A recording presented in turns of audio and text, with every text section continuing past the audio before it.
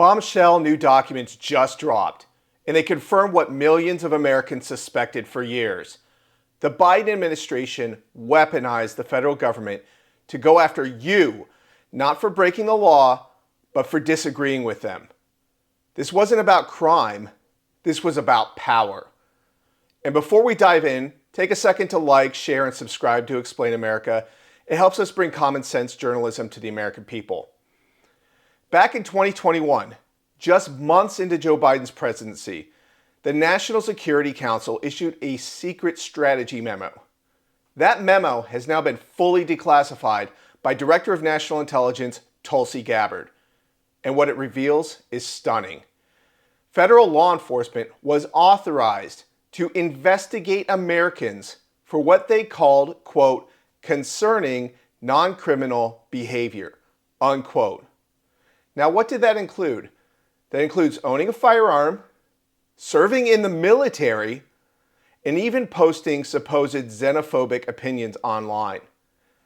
This memo laid the groundwork for some of the most outrageous actions of the tyrannical Biden years, such as the FBI spying on Catholics who preferred Latin Mass, DOJ officials investigating parents at school board meetings, pro-life Americans being labeled as potential domestic terrorism threats, and the infamous effort to censor, quote, disinformation, unquote, online, which almost always means conservative views. Now, this secret Biden memo even directed agencies to track and flag domestic terrorism iconography, as they call it, things like the Betsy Ross flag, the Gadsden flag, and Second Amendment slogans. Now, let's be clear, those are American symbols, and Biden's team wanted to treat them like warning signs of domestic extremism. No mention of Antifa, no mention of BLM that rioted for months and did billions in damage and left 20 people at least who died. No, just conservatives, law-abiding conservatives who happen to disagree with Biden. This was open tyranny. Congressman Andy Biggs put it this way, quote, if there's no criminal predicate and you're investigating people anyway, then agents should be fired. That's spying on Americans. That's a direct violation of the Fourth Amendment, unquote. Now, Dr. John Lott, a former DOJ official, was just as blunt. He said Biden's strategy blurred the line between criminal behavior and political dissent and turned innocent Americans into suspects simply for having the supposed wrong opinions. Even worse, the memo pushed for a full crackdown on what the White House called xenophobia and bias, including COVID policy. Now, it took Homeland Security and the State Department to implement, quote, digital literacy, unquote, programs to fight domestic terrorism, which we know meant funding third-party organizations to flag and suppress conservative content on social media. This is how the Global Engagement Center, a State Department program, labeled conservative media sites foreign agents and pressured platforms to silence them. And it wasn't just the messaging. The Biden memo also laid out a wish list of Democrat policies it wanted enforced through national security channels, gun bans, red flag laws, hate crime hotlines, and more. And the cherry on top, the memo openly asked the CIA and FBI to get intelligence on U.S. citizens from foreign governments. This wasn't a policy, it was a blueprint for tyranny.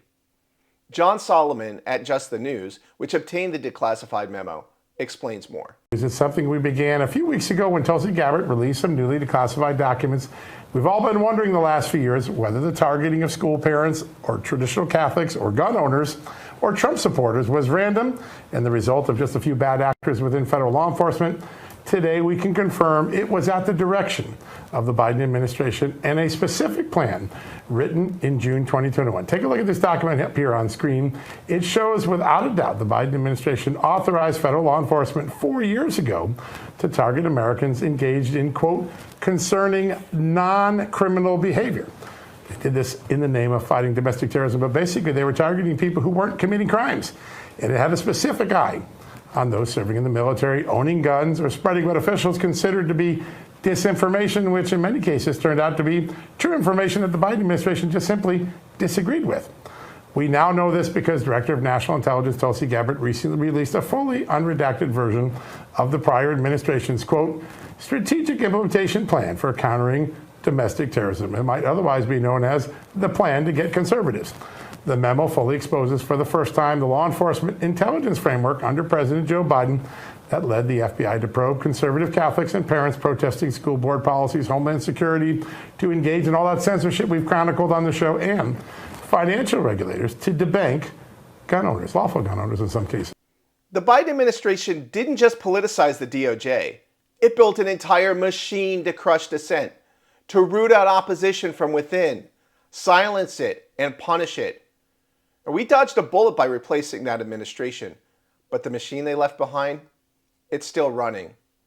So remember this, when we vote in the 2026 elections and the 2028 elections, that machine didn't go anywhere. It's not dismantled, and they would do it to us again in a heartbeat. This is Kyle Becker with Explain America.